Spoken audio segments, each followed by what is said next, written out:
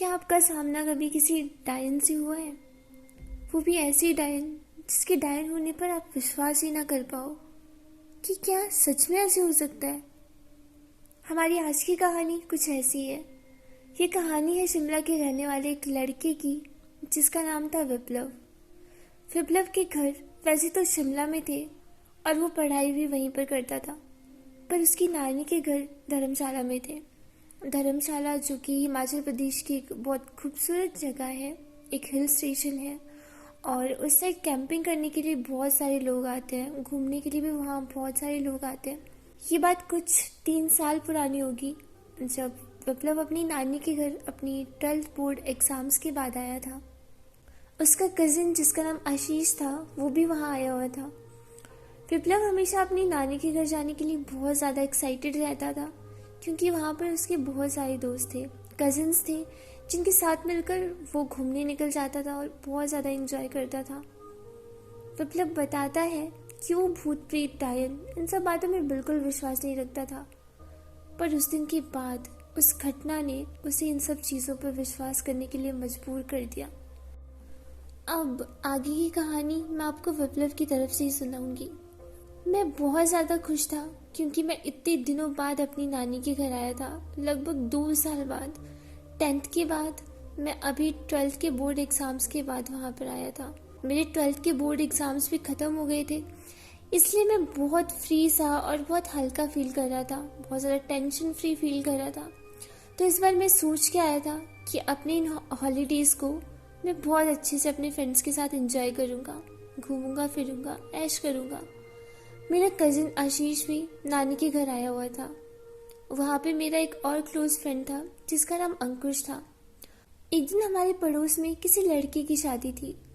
उस रात सबको उस लड़के की बारात में जाना था, लेकिन हम दोस्तों ने आपस में डिसाइड कर लिया कि हम अपना अलग से एंजॉय करेंगे और घर वालों को ये बोल देंगे कि हम बारात में जा रहे हैं। हमने प्लान बनाया कि हम पास वाले जंगल में ही रात को जाएंगे और वहाँ पर ड्रिंक वगैरह करेंगे और अपनी पार्टी करेंगे, पूरा एंजॉय करेंगे। मैं, आशीष और अंकुश के 2 दोस्त, हम 5 लोगों ने मिलकर ये डिसाइड किया। वो 4 लोग तो ड्रिंक करते थे, पर मैं बिल्कुल ड्रिंक नहीं करता था, ना कोई और नशा करता था और मुझे उनकी कंपनी पसंद थी तो उनके साथ जाना चाहता था मैं। ठीक ऐसे ही हुआ। रात हुई और हम लोगों ने बारात का बहाना लगाया और चुपचाप हम 5 लोग जंगल की तरफ निकल पड़े। थोड़ी दूर जाकर एक छोटा सा वाटरफॉल था, उसी के थोड़ा साइड में बड़े बड़े पत्थर थे और साइड को थोड़ा सा प्लेन एरिया था। हमने डिसाइड किया कि हम वहीं पर आग जलाकर अपना टेंट वहाँ पे लगा लेंगे क्योंकि ठंड बहुत ज़्यादा थी, इसलिए हमने वहाँ पे आग जलाने की सोची। आग जलाने के बाद हम उसकी चारों तरफ कोयला लगाकर बैठ गए और वो सब लोग बियर पीने लगे। मैं पीता नहीं था, इसलिए मैं सिर्फ साइड में ऐसे बैठा हुआ था और हम लोगों ने आपस में बैठकर बातें करना शुरू कर दिया। उन सब ने बहुत ज़्यादा पी ली थी और वो नशे में पूरा धुत हो चुके थे। रात के करीब 2 बजे वो सब लोग टेंट के अंदर सोने चले गए क्योंकि उन्हें बहुत ज़्यादा नशा हो चुका था। वहाँ पे अकेला जगह रहकर मैं भी क्या करता, इसलिए मैंने भी सोचा कि मैं भी टेंट में सोने के लिए चला जाता हूँ। और मैं सोने जाने ही वाला था कि मुझे लगा कि आग में थोड़ी और लकड़ी डालकर मैं सो जाता हूँ ताकि कोई जंगली जानवर रात को आग की वजह से आसपास ना आ पाए। हमारे टेंट की थोड़ी दूर हमने आग जला के रखी थी और उसकी साइड में थोड़े से पत्थर थे जिनके आगे वो वाटरफॉल था। जैसे ही मैं आग में और लकड़ियाँ डालने लगा तो मैंने देखा कि सामने जंगल में से कोई उस वाटरफॉल की तरफ एक औरत जा रही थी। औरत बिल्कुल अजीब तरीके से चल रही थी। वो दुल्हन की तरह सजी हुई थी और उसने लाल रंग की साड़ी पहनी हुई थी और उसके बाल उसने पूरे खुले छोड़ रखे थे। ये सब देखकर मैं थोड़ा सा हैरान हो गया। वो औरत उस झरने की तरफ बढ़ रही थी और उसकी पीठ मेरी तरफ थी, इसलिए मैं उसका चेहरा नहीं देख पा रहा था। उसे देखकर मेरे मन में ये ख्याल आया कि ये औरत इतनी रात को यहाँ अकेली क्या कर रही है और ये कौन है। वो औरत झरने के अब बिल्कुल पास खड़ी थी। तब मुझे एकदम से ध्यान आया कि कहीं यहाँ पर सुसाइड करने तो नहीं आई। और जैसे ही मेरे मन में ये ध्यान आया, मैं भागकर अपने टेंट में गया और अपने दोस्तों को उठाने लगा, पर वो लोग पूरी तरह से नशे में धुत थे तो उन्होंने मेरी बात को जैसे अनसुना कर दिया। वो तो उठने की हालत में भी नहीं थे। मुझे लगा कि अब मुझे अकेली उस औरत को बचाने जाना पड़ेगा। मैं भागकर उस झरने की तरफ गया। थोड़ा अंधेरा तो था, पर साफ साफ चीजें मैं देख सकता था। मैं जैसे ही उस झरने के करीब गया तो मेरी आंखें वहां पर फटी की फटी रह गई। मैं देखा कि वो औरत पानी के बीच में बैठी हुई थी। उसकी आंखें बंद थी और उसकी जीभ इतनी लंबी थी कि उसका नीचे ढेर लगा हुआ था। और वो औरत और कोई नहीं बल्कि मेरे दोस्त अंकुश की माँ थी। वो इतनी ज्यादा भयानक और डरावनी लग रही थी। उसको देखकर मेरी जुबान मानो पूरी बंद पड़ गई हो। मेरे मुंह से एक भी आवाज नहीं निकल पा रही थी, एक भी शब्द नहीं निकल पा रहा था।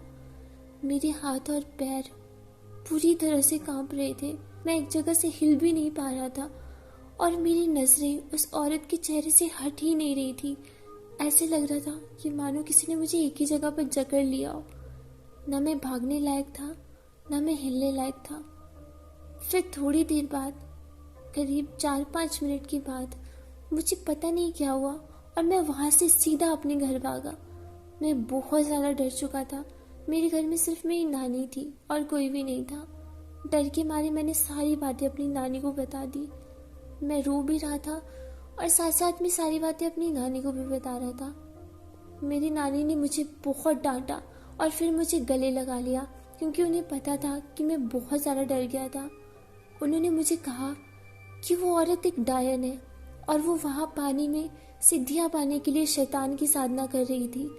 अगर उस वक्त तुमने उसे टोक दिया होता, जैसे कि तुम अगर उससे ये पूछ लेते कि ये आप क्या कर रहे हो या ये आप क्यों कर रहे हो, तो वहीं उसकी सारी शक्तियाँ खत्म हो जाती और वो उसी वक्त मर जाती। ये सुनकर मैं और ज़्यादा घबरा गया था। उस रात मैं 1 मिनट के लिए भी सो नहीं पाया। मेरी आंखों में उसी औरत की छवि बार बार उभर के आ रही थी। मैं पूरी रात नानी के बगल में ही सोया रहा, लेकिन मुझे फिर भी बहुत ज़्यादा डर लग रहा था। सुबह उठते ही मेरे दोस्त मेरे घर आए और मेरा कज़न भी घर आ गया। मेरी नानी ने उन सबको बहुत ज़्यादा डांट लगाई और उन्होंने कहा कि आइंदा से ऐसे कभी मत करना और अकेले कभी उस जंगल में नहीं जाना। उन्होंने मेरे दोस्तों को मेरे से मिलने के लिए भी मना कर दिया, पर मेरा कज़न जो मेरी नानी के घर पे रहने वाला था, इसलिए नानी ने उसे मेरे रूम में भेज दिया। और जब वो मेरे से मिला तो मैंने उसको पिछले कल वाली सारी बातें बता दी। वो भी बहुत ज़्यादा डर गया था और बहुत ज़्यादा शौक में भी आ गया। उसे यकीन ही नहीं हो रहा था कि वो आंटी जिसे हम बचपन से जानते थे, बात करते थे, वो एक बहुत अच्छी औरत थी। तो क्या वो एक डायन है? उसके 3-4 दिन बाद ही मैं और मेरा कज़न अपने अपने घर वहाँ से वापस चले गए। आज भी जब मैं इस बात को याद करता हूँ तो मेरी रूह कांप जाती है। और अब भी जब मैं नानी के घर जाता हूँ तो मैं उस औरत से कभी बात ही नहीं करता। उस दिन के बाद मैं इतना ज़्यादा डर गया था कि अब मैं नानी के घर पे 2 दिन से ज़्यादा नहीं रुक पाता। मैं तो यही सोचता हूँ कि अगर उस औरत ने उस दिन मुझे देख लिया होता तो शायद मैं आज जिंदा नहीं होता। सो फ्रेंड्स, ये थी हमारी आज की कहानी। आई होप आपको पसंद आई होगी। अगर पसंद आई हो तो प्लीज़ वीडियो को लाइक करना, शेयर करना और हाँ, चैनल को ज़रूर सब्सक्राइब करना। तो मिलते हैं नेक्स्ट वीडियो में ऐसी ही एक सच्ची डरावनी कहानी के साथ। तब तक के लिए बाय बाय।